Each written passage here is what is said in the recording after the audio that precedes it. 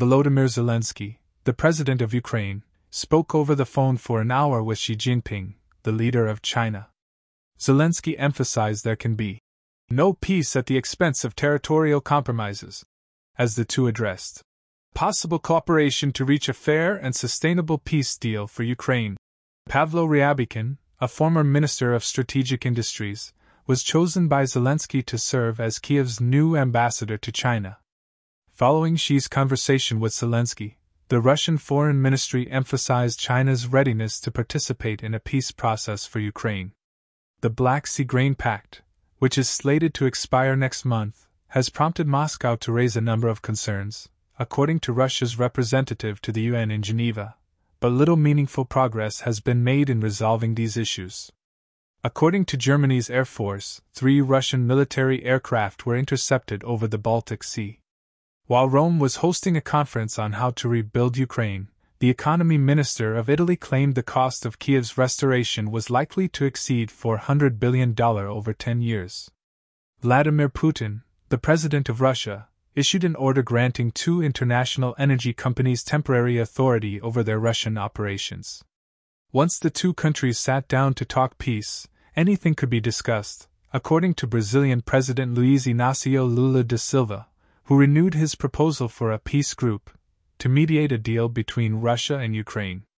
The European Union, according to Sergei Lavrov, Russia's foreign minister, is becoming militarized at a record rate and differs little from NATO. Rumors that Putin has look-alike body doubles and spends a lot of time hiding out in a nuclear bunker were denied by the Kremlin. Jailed according to the Russian TASS news agency, Alexei Navalny, the head of the opposition in Russia, claimed a fresh, terrorism-related criminal case had been filed against him. He is currently incarcerated for more than 11 years on charges of fraud, contempt of court, and parole violations, all of which he denies as false accusations made to keep him silent. According to the Ukrainian Defense Ministry, over the past 24 hours, Russia shelled 8 Ukrainian areas, resulting in 16 injuries and 2 fatalities in the Kharkiv region. Yevgeny Prigozhin, the head of the Wagner organization, predicted that Ukraine's counteroffensive would likely begin after May 2 and noted that the Russian Defense Ministry had yet to supply his mercenary men with critical ammunition. Numerous prisoners of war were swapped between Russia and Ukraine.